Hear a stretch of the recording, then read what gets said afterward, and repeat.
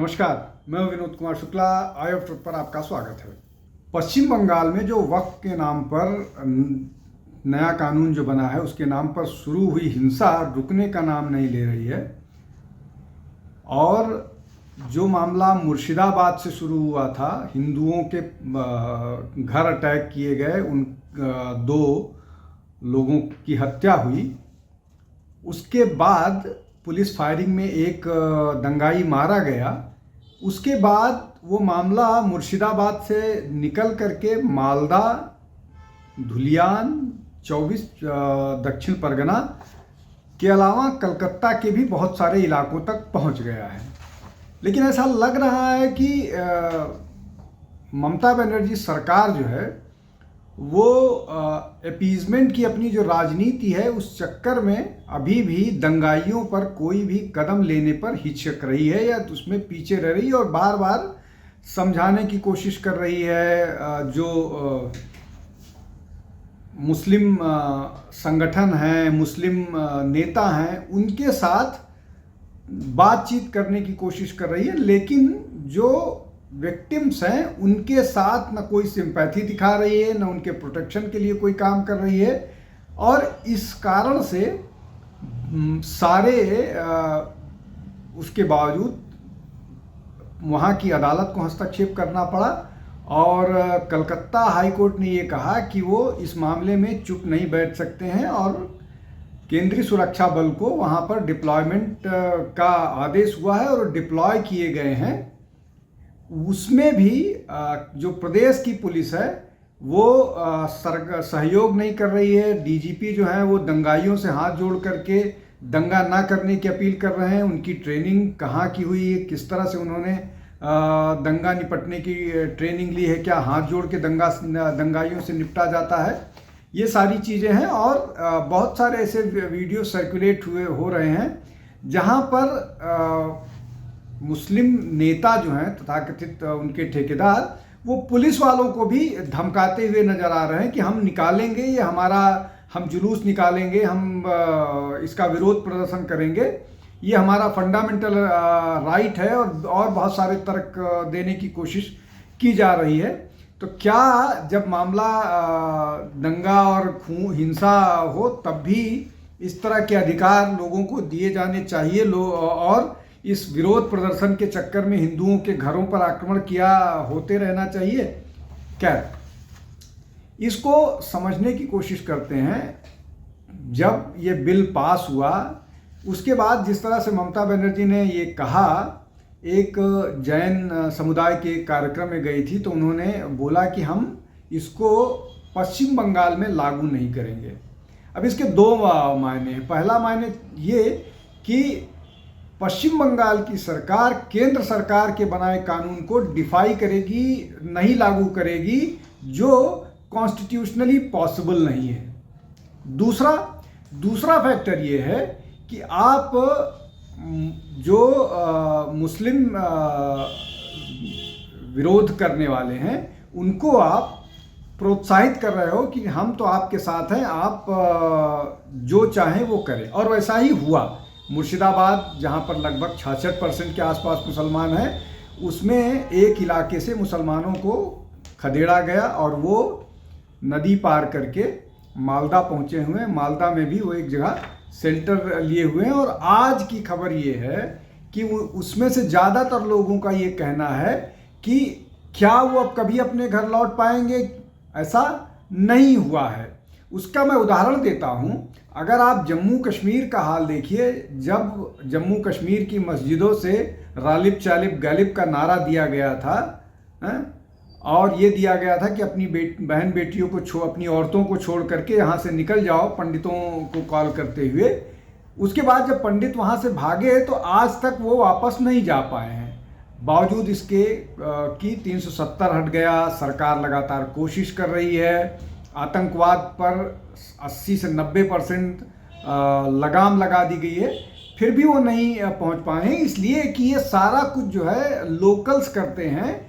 जिन लोगों ने पंडितों को भगाया था वो पंडितों के पड़ोसी ही थे, उनके जानने वाले, उनके घर बैठने वाले लोग थे। अभी जो मुर्शिदाबाद में हो रहा है ये भी उनके पड़ोसी ही कर रहे हैं। और उनके जानने वाले ही भगा रहे हैं। तो ये बाकायदा एक योजनाबद्ध तरीके से एथनिक क्लिनजिंग का इतिहास भारत में रहा है और इसको बड़ा सेक्शन ये दे रहा है कि ये जो जिन्ना का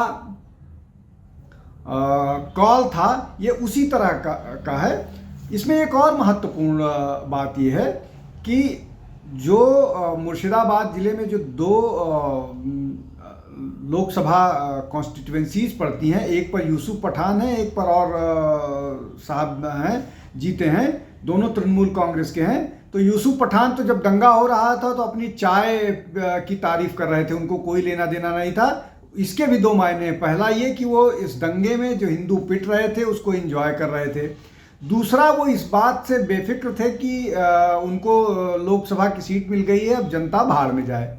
लेकिन जो दूसरे एमपी थे उनका घर जला दिया गया, उनके घर में तोड़ फोड़ हुई। अब वो मुस्लिम एमपी हैं, तृणमूल कांग्रेस के एमपी हैं, तो क्या तृणमूल कांग्रेस के कार्यकर्ता ही अपने लोगों का घर जला रहे हैं? नहीं, ये वो लोग हैं जिनको तृणमूल कांग्रेस से कोई लेना देना नहीं है। ये वो लोग हैं जो भारत में अस्थिरता फैलाना चाह रहे हैं। ये वो लोग हैं जो बांग्लादेश से आकर के यहाँ दंगा कर रहे हैं और कुछ तो भाग जाते हैं, कुछ इसलिए इनकी गिरफ्तारी भी नहीं हो पाती है।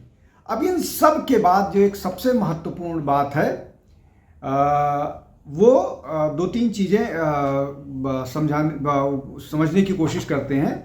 एक तो ये कि ममता सरकार में मंत्री हैं सिद्दीकुल्ला चौधरी, उन्होंने बोला, धमकाते हुए बोला कि हम जब चाहेंगे तब कलकत्ता को सीज कर देंगे, 50-50 के उसमें जाकर के 2000-1000 हम घेर लेंगे और कलकत्ता को ठप कर देंगे।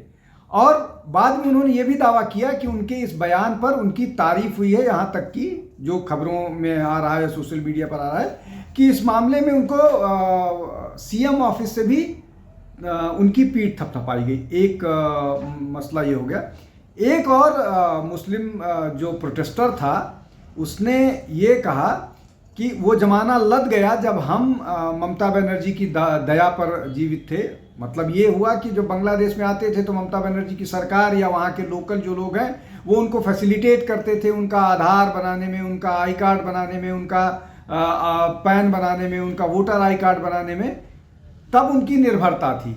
अब वो इतनी संख्या में है कि अब उनकी निर्भरता ममता बनर्जी पर नहीं है, उल्टा हो गया सिचुएशन। अब उनकी निर्भरता ममता बनर्जी की निर्भरता इन लोगों पर हो गई है। ये दूसरा फैक्टर हो गया।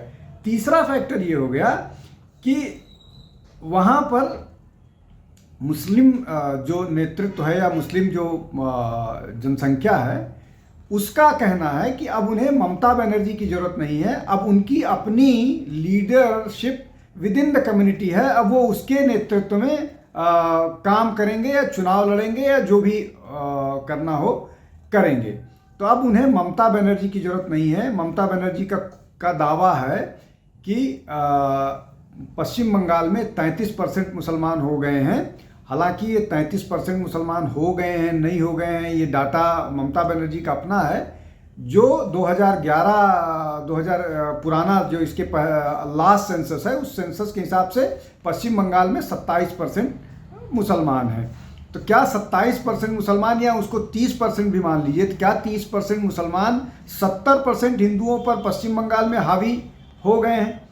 लेकिन जो असली बात यह है, अब वहाँ पर एक राजनीतिक संगठन बना है इंडियन सेक्युलर फ्रंट, जिसके नेता हैं नौशाद सिद्दीकी। इस तरह के नेता या असदुद्दीन ओवैसी जैसे नेता या मुस्लिम लीग जैसे नेता, अब इस तरह के लोग वहाँ नेतृत्व करना चाह रहे हैं मुस्लिम कम्युनिटी का। ममता बनर्जी की उनको ज़रूरत नहीं है। इसलिए अभी जो आखिरी हिंसा का मामला सामने आया था उसमें ये जो इंडियन सेक्युलर फ्रंट है इनके नेता को कलकत्ता के रामलीला मैदान में जाने से रोका गया। उसके बाद हिंसा बढ़ी। ये कहने के लिए तो सेक्युलर फ्रंट है, लेकिन ये मुसलमानों को का प्रतिनिधित्व करने वाला दल है। ये कांग्रेस के साथ इसका पिछले चुनाव में समझौता हुआ था, लेकिन कुछ समझौता होने की बात चली थी, लेकिन कुछ इस तरह का बहुत कुछ बेहतर नहीं कर पाए। लेकिन अब जिस तरह की परिस्थितियां हैं उसमें ममता बनर्जी को लोगों ने छोड़ दिया है, विशेष रूप से मुस्लिम कम्युनिटी ने। हिंदुओं को, जो बंगाली हिंदू हैं, उनको ममता बनर्जी बंगाली सेंटिमेंट के नाम पर मजबूर करती थी या उनको इमोशनल ब्लैकमेल करती थी कि कोई गुजराती आ जाएगा, कोई यूपी वाला आ जाएगा, कोई बिहार वाला आ जाएगा, इसलिए आपको तृणमूल कांग्रेस को वोट करना चाहिए। लेकिन तृणमूल कांग्रेस को वोट करने का नतीजा वो देख रहे हैं, किस तरह से वो पिट रहे हैं, और पुलिस भी उनकी मदद नहीं कर पा रही है। तो कुल मिलाकर के बहुत भयावह स्थिति है। पश्चिम बंगाल राष्ट्रपति शासन लगाने का फिट केस है, लेकिन फिर वही बात होगी, जैसे ही राष्ट्रपति शासन वहां पर लागू करेगी सरकार, वैसे ही सेंटिमेंट फिर ममता बनर्जी की तरफ चला जाएगा, और सरकार इसी स्ट्रेटजी के कारण वहां अब तक राष्ट्रपति शासन की बात नहीं कर रही। लेकिन कुल मिलाकर के स्थितियां प्रशासन पर, इसलिए कि संगठन में भी आपसी लड़ाई चल रही है, चाहे अभिषेक बनर्जी हो, चाहे महुआ मोइत्रा और जो लोकसभा में विप हैं कल्याण बनर्जी, उनकी आपस की लड़ाई हो, ये सब भी सामने आ रहा है। और इन सब को एक साथ डील करना ममता बनर्जी के लिए मुश्किल हो रहा है, और ऊपर से मुस्लिम मतदाता अब उनको धमकाने भी लगे हैं। आज के लिए बस इतना ही। आप हमारे साथ चैनल के साथ जुड़िए, हमारे वीडियोस को लाइक कीजिए, शेयर कीजिए, सब्सक्राइब कीजिए। बहुत बहुत धन्यवाद। नमस्कार। हमारे चैनल आई ऑफ ट्रुथ को सब्सक्राइब कीजिए YouTube पर, इसे फॉलो कीजिए Facebook पर, Instagram पर, Twitter पर और कू पर। हमारे चैनल के बारे में फीडबैक देने के लिए हमें मेल कीजिए ioftruth.6@gmail.com पर।